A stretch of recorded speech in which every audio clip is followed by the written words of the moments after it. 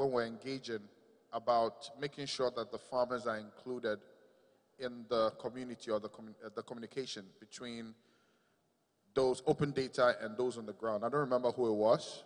Is the person here? Okay, that's somebody that definitely wants to be at this workshop. Okay. Good morning, everyone. My name is Beth Zittler, and I'm coming from the Millennium Challenge Corporation based in Washington, D.C., but I represent a lot of partnerships that we have in a variety of countries, including Ghana. We're going to have a big Tanzania contingent, some folks from Cote d'Ivoire today. We are going to be speaking about empowering communities to improve their lives using data. And what we would love you to come join us for is to discuss how communities use data, what communities need. It's not going to be me speaking. It's going to be 8 data change agents from, I think, 5 different countries: Kenya, Nigeria, Tanzania, Ghana, and Cote d'Ivoire, who are all talking about ways that they're working with communities to use data, because change is only going to happen when communities start making the change. Even if someone decides on top that something needs to happen, nothing will happen until communities actually make the change themselves. And we want to understand how they're using data and what barriers they're finding when data is a tool, when data is a barrier. So please come. You're welcome to our session. Please come talk to us about your experience. Come ask questions of other people's experience, and we would love to have you. We are in Committee Room 2, which is, when you exit this hall, make a right. It's also where the quieter coffee hour is, if anyone's ever curious about that. So, Chipo Msengezi, where's your room? We are in meeting room 1. Meeting room 1. I got the last name right this time. Yes. Yes, I am Memuna Tufrat, a professor at the University of Sierra Leone, the head of the Department of Peace and Conflict Studies, and a consultant for the Right to Access Information Commission. And then I also chair the Policy and Advocacy Program for the Open Data Council in Sierra Leone. My role here is to entice all of you to stay in this hall, so that you don't go anywhere, because if you miss this session, honestly, there's going to be a lot of problems and challenges as to really why you came to Accra. So you have to sit here tightly. Don't go anywhere, please. Now, we're going to talk about a very, very important subject. And honestly, whilst I was listening to the message of the president, I thought he has done enough job for this group, because he actually told us the very important role of the Sustainable Development Goals as to why this is critical. So what we are going to do during this session is that we are going to look at who counts, country data roadmaps, how non-government benefits from and influence open data government work role and SDGs. Now, a number of us at this conference, we are at the last meeting in Kenya, and the focus was on data development for Africa, but it was organized by the Global Partnership for Sustainable Development. So we know why it's important. Now, we know we have 17 SDGs, and each of these SDGs have got lists of indicators which we need to achieve, especially in terms of looking at the different goals. But in order for this to be done, you need data. Data is the driving force, if at all we're going to achieve the indicators of the Sustainable Development Goals. But one remarkable achievement that we've had over the past 2 years is that a number of countries have developed their country roadmaps. Countries of Ghana and Sierra Leone and 3 others. So there are many other countries in Africa that still need to develop the roadmap. And these countries have been the leading countries in looking at how do we deal with the SDGs. So for this particular session, we'd like you to stay, we'd like you to participate, we'd like you, by the time we leave here, that SDG becomes a very key achievement indicator. And for us to do that, we need to use open data. Where is the data? How is this data generated? Who and who belong to the chain in terms of generating the data? How is it organized? How can it be accessed? What options are there? What innovations can we give? And for us to do this, we have very eloquent and distinguished speakers. We have Aidan Eyakuze. He comes from Twawiza and board of the Global Partnership for Sustainable Development Data. Then we have Umar Saidu, SDG Data Roadmaps Lead, Ghana Statistical Services. DP Misra from the Government of India. Ashwell Jeneka, Deputy Director General, South Africa Statistical Services. Abdoulaye Ba, Head of Database Management, National Statistics, Senegal.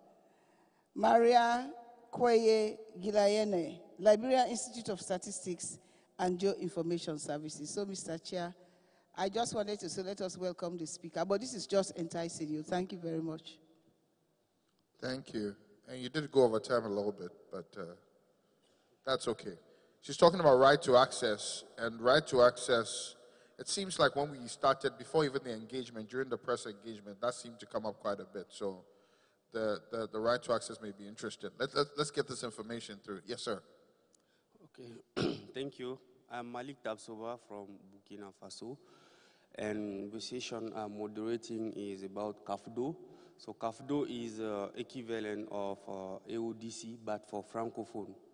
So because all the big events and documentation on open data are in English, so we have decided to create, also our conference so that the Francophone people can have opportunity to learn more, and to, when they will go back in their country, so they will contribute for the development of open data in their respective countries. So CAFDO is a Conférence d'Afrique francophone sur les données ouvertes, and as I've said, it's a francophone network for the development of open data. So we had the first edition in June, and the topic was open data and SDGs. So if you miss it, the event in Ouagadougou, so you can catch up today. Bonjour mesdames et messieurs, je suis Malik Tabsoba du Burkina Faso. La session dont je suis le modérateur parle de CAFDO. CAFDO, c'est la conférence d'Afrique francophone sur les données ouvertes. Et comme je l'ai déjà dit, il y a la plupart des grandes rencontres, la plupart de la documentation des experts dans le domaine de l'open data, voilà, sont en anglais. Et donc, nous avons, n'est-ce pas, décidé de travailler à ce que les francophones aussi puissent rentrer dans le mouvement. Donc, d'où la création de CAFDO. Et la première édition de CAFDO a eu lieu en juin à Ouagadougou, au Burkina Faso. C'était du 1er au 3 juin. Et le thème, c'était Open Data, l'apport des données ouvertes, n'est-ce pas, pour l'atteinte des objectifs du développement durable. Donc, l'objectif de la session d'aujourd'hui, c'est de faire une restitution, n'est-ce pas, de ce qui s'est passé à Ouagadougou et éventuellement faire des mises à jour sur ce qui s'est passé depuis la session de Ouagadougou jusqu'à aujourd'hui. Donc, si vous avez raté la session, à Ouagadougou, vous êtes la bienvenue pour aujourd'hui. Et je précise que c'est vrai qu'on a dit francophone, mais parmi les participants, il y avait des participants anglophones, notamment le Ghana, l'Égypte, il y avait des participants des États-Unis aussi. Donc, c'est pour aussi que la création de CAFDO ne soit pas, n'est-ce pas... 10 more seconds. Sorry? 10 more seconds. Okay. Donc c'est pour que la création de CAFDO ne soit pas un fossé, n'est-ce pas, entre le mouvement continental et puis les francophones. Donc les anglophones aussi participent. Donc je vous invite, que vous soyez anglophone ou francophone, à venir à la session de CAFDO. Vous n'allez pas regretter. Merci. La session aura lieu dans à Committee Hall 1. Yeah. Committee. All one. All one. Yeah. Okay. You all heard that. So you've heard the rooms. Let's go ahead and break up into our sessions. We will come back.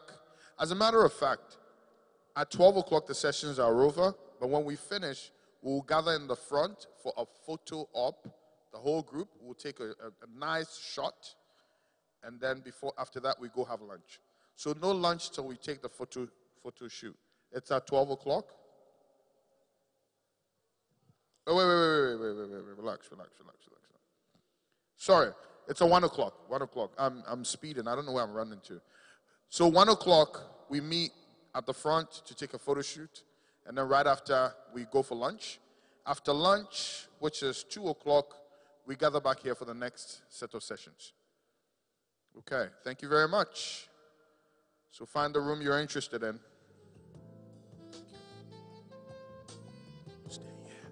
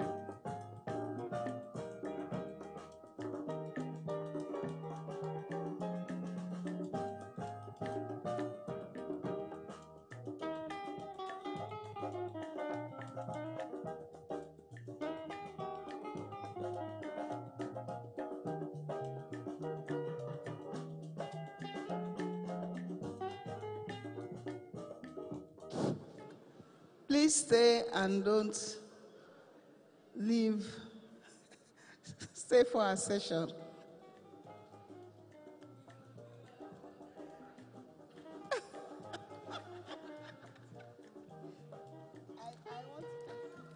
I wanted to bully people. Shall we move in front? Shall we just move in front, please, so that we sit together? I wanted to bully people to stay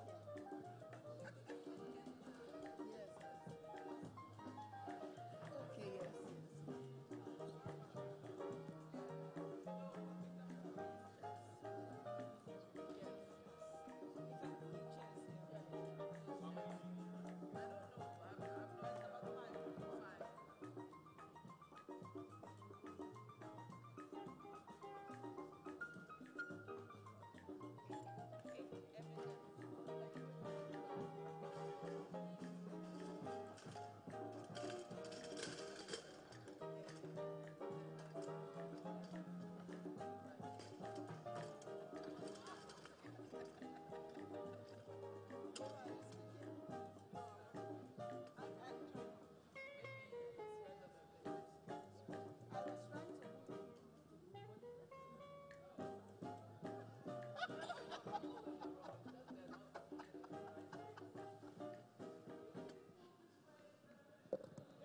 Please, let's come closer so that we can.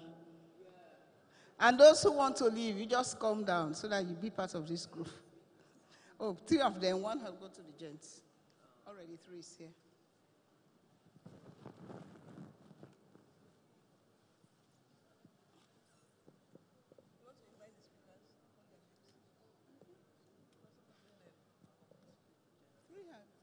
Three people have already showed up.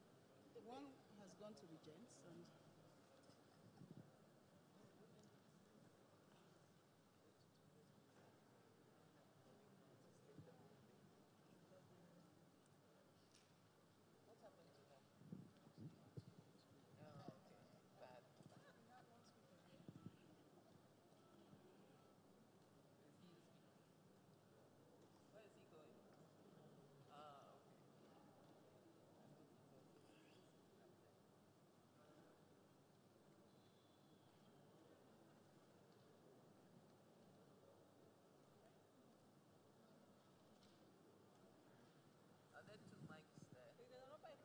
is another mic there.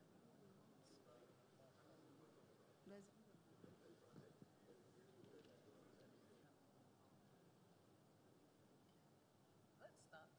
Please call your name. Hello. This is loud. Do we have, you're representing who? Okay, you represented someone. Aidan Eyakuze, not here. Omar Seidu, okay. DP Misra, you're invited. Shall we give him a round of applause from the government of India? Ashwell Janeka, of open data in terms of helping all of us to achieve the SDG indicators. How can we use data to monitor the SDGs? How can we develop the systems that can be able to give us a proper process of data generation, use, and then also data that can be accessible, that can be available in a timely manner? What kinds of structures do we need to put in place? So how can education policy, national financial policies? So in essence, what we are saying, countries have moved forward in developing these roadmaps, taking on board what should be achieved of the SDGs and what is on ground. So only 5 countries have done that. And for Sierra Leone, and I'm sure for Ghana as well, this has been a very good experience. So we have distinguished panelists here who are going to, first of all, tell us about themselves a little bit, and then also to give us their impressions and maybe the assessments or very good state-of-art practices, very good international best practices, or to tell us where they are in the individual countries, or from the point of view of their work, how do they see the country roadmaps progressing, and then how can open data be key in helping us to achieve the Sustainable Development Goals. So I'm going to start with our colleague, right, Dr. Misra, who is going to be the first speaker from India, right? Government of India. So you have the floor. Thank you. I am DP Misra, working with the National Informatics Center, is the counterpart of NITA in India, and it is under Ministry of Electronics and Information Technology.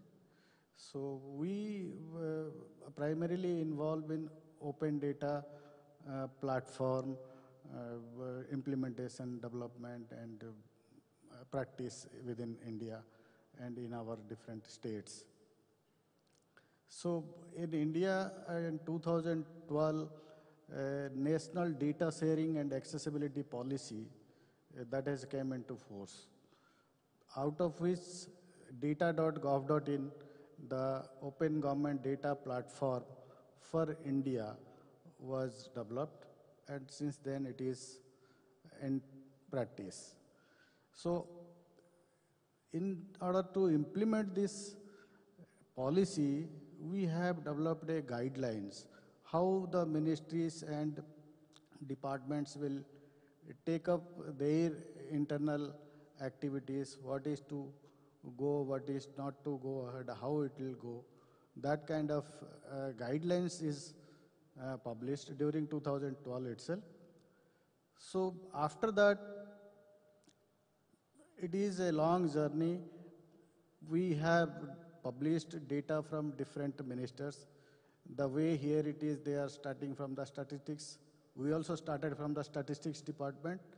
They have published their initial data.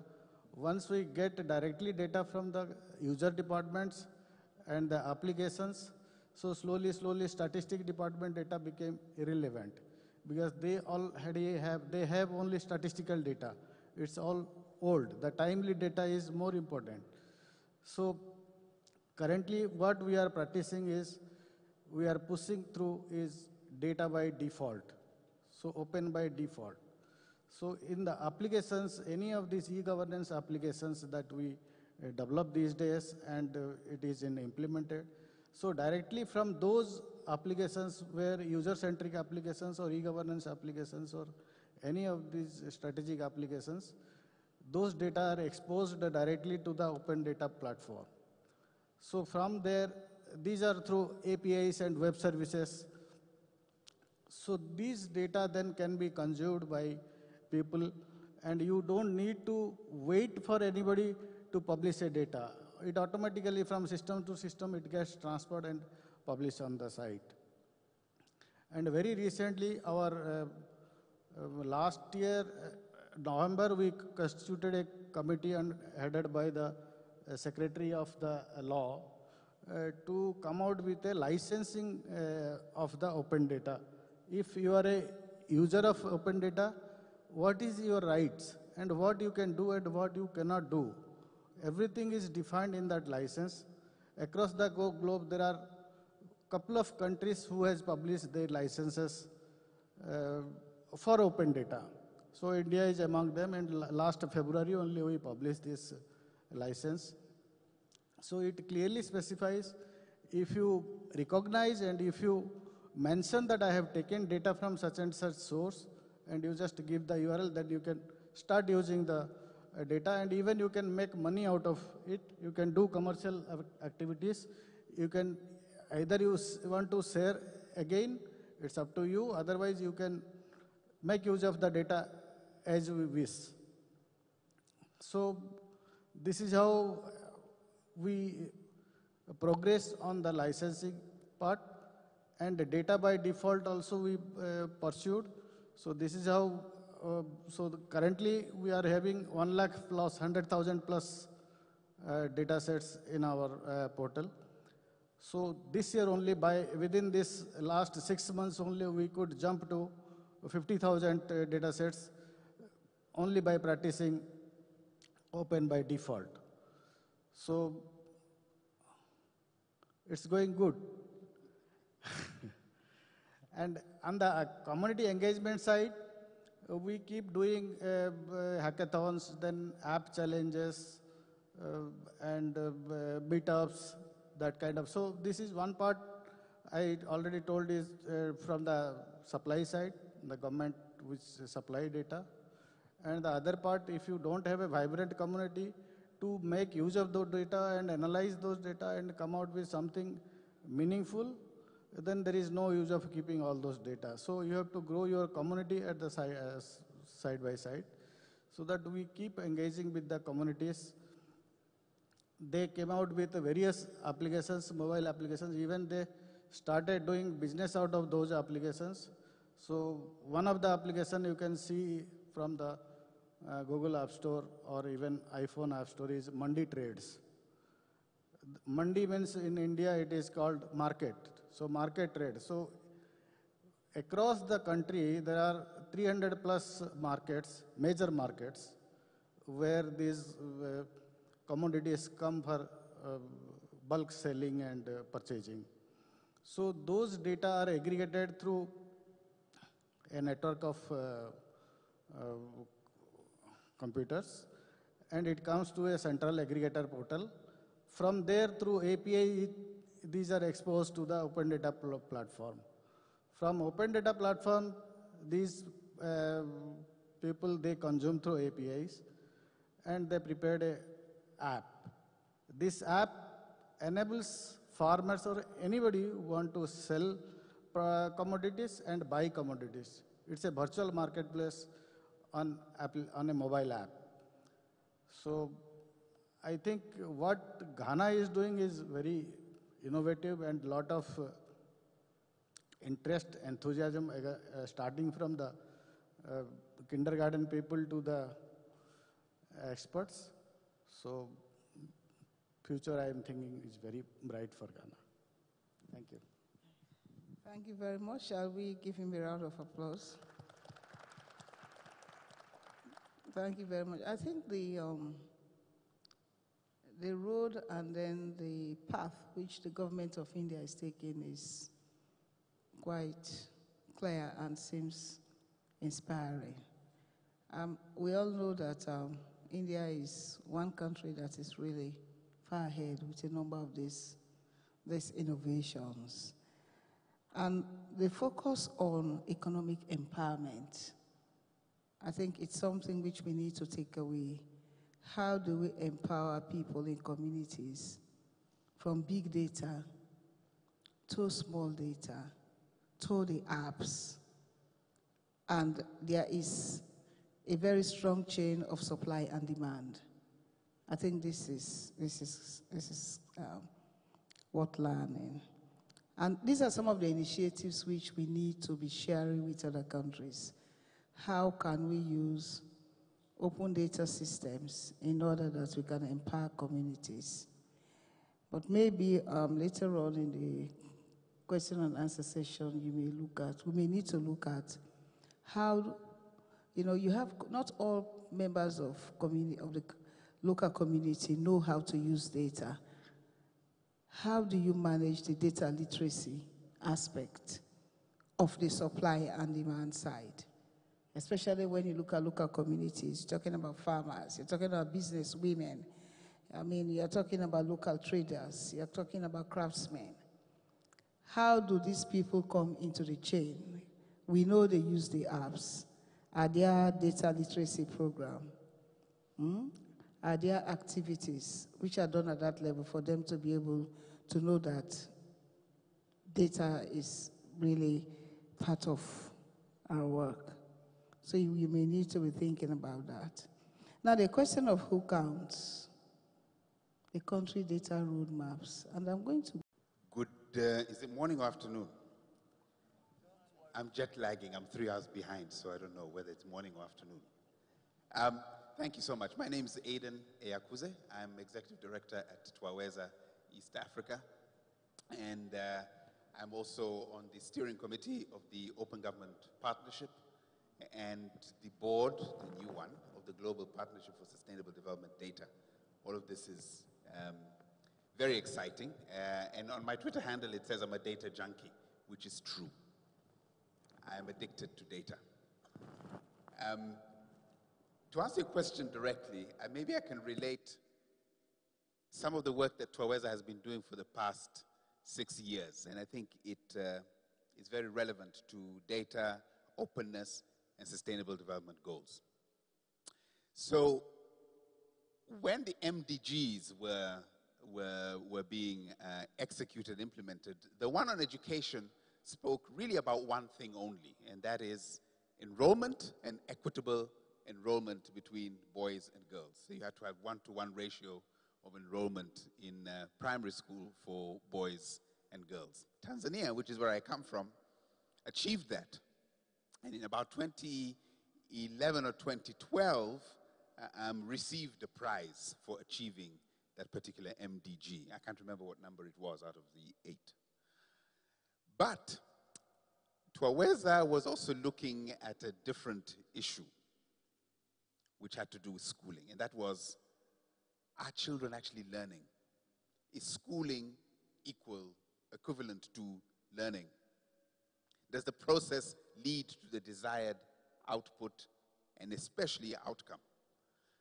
And so Twaweza, borrowing from India, so thank you for coming, from ASER, India and Pakistan, I don't know if they're doing it in Bangladesh, we went and we saw how citizens were being mobilized to assess whether children were learning.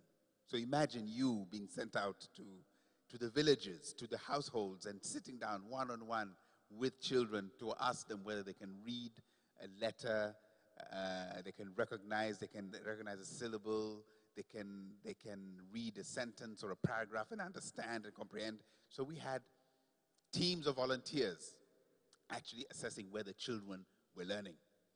And we gathered all of this data. It was nationally representative, so very many volunteers were going out there, thousands of them. And we came up with an answer. No, schooling was not equal to learning. Now, data can be very political. So imagine an upstart Twaweza using citizens ordinary citizens, volunteers, not even teachers, telling the government of the United Republic of Tanzania that, sorry, you may have won a prize for enrollment numbers, but the learning outcomes are way below standard. They're way below what we would expect. Children, too many of them, are not learning. They were not amused, as you can imagine. They said, no, there's no way. You're just NGOs. You are not specialists at education. How can you have volunteers assess whether children are learning or not? They have not had the training. How can you collect data in that sort of way? It's not statistically robust. All of these questions came to us. All of these, pushback came to us. But Twaweza continued every year, year after year. And we did this for 6 years, from 2009 till about the last one we did was 2015. We're doing it again this year. But, and this is what is interesting, in 2012, the same year that Tanzania got that prize, the fourth form exam results were terrible. They were the worst in the history of the country, the worst. 11% of over 200,000 students who sat for the fourth form exam passed. The rest failed. And the country was up in arms. What's going on? How come such serious problems with learning outcomes? And Twaweza said, this is actually what we've been saying. This is what the data has been showing. And, as it were, the chickens have come home to roost. You know, the data we were looking at back in 2009, 4 years prior, was showing us that 1 in 4 students leaving 7 years of the primary cycle couldn't read or count at a grade 2 level, could not. And they were being into the system, so clearly the fourth form results were terrible. Became a political issue, became a national issue. And that's when the penny dropped, as it were, in the government. It said, actually, maybe what you were saying is correct. Maybe your assessments of our learning outcomes is correct. And when we're doing this, we would publish the information, publish the reports, and publish the data so that they could also look and assess and see whether our data were indeed robust, they were statistically significant, all of these technical things that you need to be able to make a confident conclusion about what the data is telling you. And it was. An interesting thing is, we were using the National Bureau of Statistics, I think your counterpart in Tanzania, to provide us with a sampling frame, right? So we were partners already in this. But the message was just a bit too shocking that they would deny it for quite a while, 4 or 5 years, before their own statistics showed that we were not off the mark.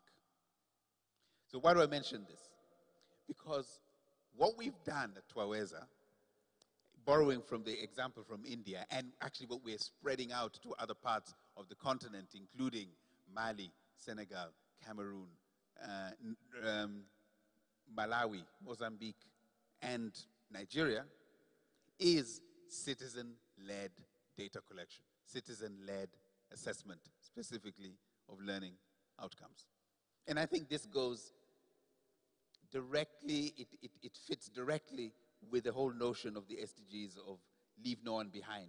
Not only as beneficiaries or as recipients of all of the interventions and initiatives that governments and their partners do to deliver on the SDGs, but as active participants in measuring and monitoring those very same interventions to make sure that they are responding to their priorities and that they are producing the anticipated outcomes and anticipated effects. So our platform, we call it Uwezo, or capability, or capacity, goes out there, and if I can bore you with a few details, goes out there and really uses community-based organizations to identify volunteers who must have had at least a minimum 4 years of secondary school. We train them in large numbers. We equip them with, at the moment we're still using paper-based, and hopefully we'll move on to electronic-based data collection surveys, and they fan out for a period of 6 weeks in 2015, which is when I really saw this operation in full swing. In 2015, we had 27,000 volunteers out meeting and assessing over 500,000 children in over almost 190,000 households across 428 districts in 3 countries of East Africa. We produced 140 million individual data points. When I compare that with the Demographic and Health Survey of Tanzania of the same year, so we went in Tanzania alone to 85,000 households. Our statistically relevant, significant National Bureau of Statistics went to 13,000. So we went to 4 times as many households. Citizens were collecting this information. They are involved in understanding the state of play, not just about learning outcomes. The various indicators that we're collecting will speak to other SDGs, water and sanitation, will speak to nutrition, will speak to inclusion, SDG 16, are children actually being registered at birth? And in Tanzania, that figure is dismally low. So we're trying to contribute to that conversation in this process. So this platform will allow us, going forward, to look at beyond learning outcomes. It will allow us to have citizens themselves participate in collecting data about other areas: incomes, water, sanitation, health, and inclusion in the systems of government in terms of registration at birth. And for that, in doing so, we are contributing to the whole conversation around, are the SDGs actually delivering where they matter at the household level? What are the effects? So looking not just at inputs, but at the outcomes of the particular interventions. Just as it was schooling as an input, learning as an outcome, we're going to do similar kinds of things with the other SDGs.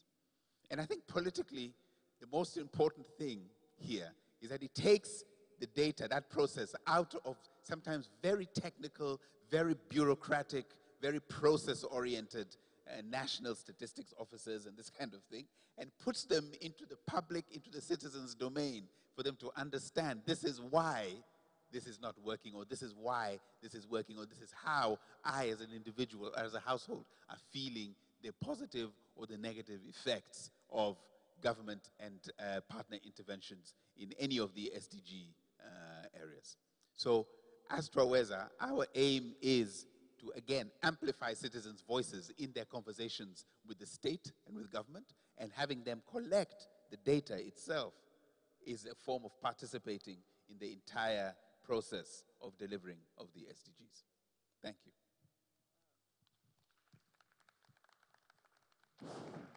Thank you very much. Your work speaks for itself. And I think we also need to note citizens' engagement, citizens' participation, especially at grassroots level. Because one of the reasons that maybe get some people to shy away from some of these discussions is the overemphasis on use of ICTs. Because there are many communities that don't have access to the technology. There are many communities that don't have the capacity to participate in issues around innovation. So how do you get these communities? And these communities are in the majority when you look at most of where we are coming from. There are a handful of people who are interested, who know about this.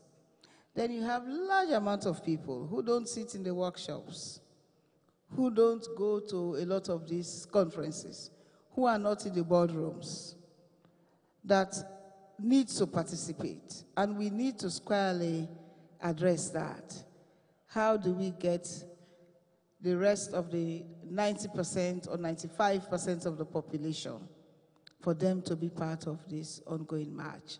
So I think that's a very good example. And the other thing that came to my mind was the relationship between your work and the Statistics Office. Because we now know that the Statistics Office has a responsibility of putting out official statistics of the state by law. And we are being challenged sometimes, maybe capacity reasons or whatever. with regards to the role of national statistics, especially in promoting open data in terms of achieving the SDGs. Is it not time for us to move away from a more traditional role of statistics offices in Africa to a more proactive and more meaningful role in order that citizens can be part of, data collection, be part of data management systems? So that will take us to listen to, what's the name? John Foster, who is representing Mr. Barr here, so that he gives us his views with regard to the role of statistics office, the MDGs, the roadmaps, and all the discussions we're having out here today. Thank you. Thank you, Madam Moderator. Good morning to you all. I'm John Foster Ajaho from the Ghana Statistical Office. I'm representing Mr. Mars, Madam Moderator said. Our role as a National Statistical Office is to provide data in monitoring our national development agenda, and again, to provide the relevant data in measuring and monitoring the indicators of the SDG. I must say, as Madam rightly said, Ghana happens to be one of the 5 countries of Africa who have held a data roadmap conference. And after that conference, a lot of recommendations came up, including how to involve citizens, civil societies, and if you want, other non-traditional producers of statistics. Ghana is doing quite well in that line, even though we haven't gotten to where we want to be. We have a national committee that constitutes with the national data producers, civil societies, people from the academia, business, and we meet regularly to discuss methodology, standards and concepts, so that we can work. Interoperability could be effective. Currently, we have moved beyond just limiting ourselves to the national statistical system, where it's only the ministries, departments, agencies that produce data and monitor MDGs. But then we've roped in other non-regular data producers who probably might be doing as Tuareg is doing in their own way. And the most important thing is that we all have to have a standardized definition in whatever we do, so that we can compare figures across. But the challenge, however, is that we may have a lot of units collecting data, and so you need to find a way of identifying all these units and bring them on board in one national frame, so you can all share ideas to avoid duplication of resources. We don't have adequate resources to do what we want to do. And so if you are collecting data on health and energy, and you follow the standard, and you are using the right methodology, then there's no need me spending time doing the same thing. And so we hold regular meetings with all these people. In fact, recently after the data roadmap, we've made visits to all these assemblies in the country. We've had discussion with them so they can also start generating relevant data from that grassroots. Unfortunately, our administrative data, because they were not meant for statistical purposes, they do produce a lot of data, but then we need to build their capacity, redesign the forms that they use so that the data that they get from that grassroots can be used and reused. And that is what we are working on. So we've set up a National Technical Advisory Committee on the SDG, and we have formed about 10 work streams. And so there's a work stream that is looking at data on sanitation. There's a work stream that is revising census and surveys. There's a work stream that's working on health and stuff like that. And we meet, and it have representatives from development partners, government agencies, the ministries, and we, the National Statistics Office. And again, I must say that data is produced not for our own use, but the use of the researchers and the users. The public in general. So we have regular meetings with them, so we can have feedback to be able to digitize our information. Our enumeration area maps have been digitized. We're even going a step further to digitize the structures in which the household live. So if you want to make a follow-up on any indicator, it will be easy for you to do that. So we need capacity building. But then the other challenge, I don't know if it is peculiar to Ghana, It is the researchers, the academia, the business community that use the data most. But it interests all of us to know that when we go out to them to collect the data, then it becomes a challenge. But we, as a research institution, the National Statistics Office, we don't generate the data ourselves. We collect the data from the providers. The households are doing their bit. In fact, anytime we conduct our survey, we get about 98, 99% coverage, response. But when it comes to institutional data collection, then there's a challenge. The academia is taken out. The business community don't want to give the data. And so then getting that data for use by all of us is becoming the challenge. But in terms of the open data, for now, all our data sets have been uploaded to our website. So whatever data we want, that has been conducted by the national, the format is the challenge. I'll come to that. I know in the roadmap forum that we had, there was a challenge that we normally publish our reports in a PDF, which is not really reusable. And so we are making sure that we will reconvert all our data reports into CSV format and any other format that will be easily accessible and usable. But I must say that for the microdata, all the microdata are in both XPSS format and a Stata format that can be used and accessed. It is the metadata that we are having a challenge in the PDF that we are trying to work on. It will take a little while, but we'll